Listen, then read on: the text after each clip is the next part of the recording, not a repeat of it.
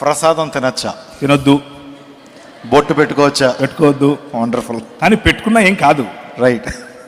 మీకేమి దాన్ని ఏమంటారు, నరకాలు గిరకాలు ఏమి రావు. కానీ మీరు ఇప్పుడు ప్రత్యేకంగా వెళ్ళి బొట్టు పెట్టుకోవడం మొదలు పెట్టకండి. ఆల్రెడీ బొట్టు పెట్టుకునే వాళ్ళు ఉంటే వాళ్ళని చూసి నువ్వు నరకం పోతారని చెప్పకండి. అందరినీ యాక్సెప్ట్ చేయండి, మనుషులుగా ఉందాం. బొట్టు పెట్టుకోవద్దని చెప్పారు కదా, వివాహ సమయంలో ఎందుకు బొట్టు ప్రేమిస్తున్నారు? వివాహ సమయంలో ఎందుకు బొట్టు ప్రేమిస్తున్నారు, ఎందుకు పెట్టుకుంటున్నారు? ఓకే, బొట్టు వెనుకలు ఉన్న సిద్ధాంతం, హైందవ సిద్ధాంతంలో బొట్టు వెనుక చాలా కథ ఉంది. దానంతటికి వెళ్లకుండా సింపుల్గా అలంకరణ వరకు అయితే, అలంకరణ వరకు ఏ అలంకారమైనా సరే బైబిల్ గ్రంథం దాన్ని తప్పని చెప్పదు.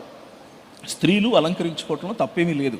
కానీ ఆ అలంకరణ వెనుక ఏదైనా మతపరమైనటువంటి చిహ్నం ఉంటే ఆ అలంకరణ మనల్ని విగ్రహారాధనకు దారితీస్తుంది. కాబట్టి మతపరమైనటువంటి చిహ్నమే ఈ కుంకుమతో పెట్టేటటువంటి బొట్టు. కాబట్టి దానికి దూరంగా క్రైస్తవ సమాజం ఉండడం మంచిది.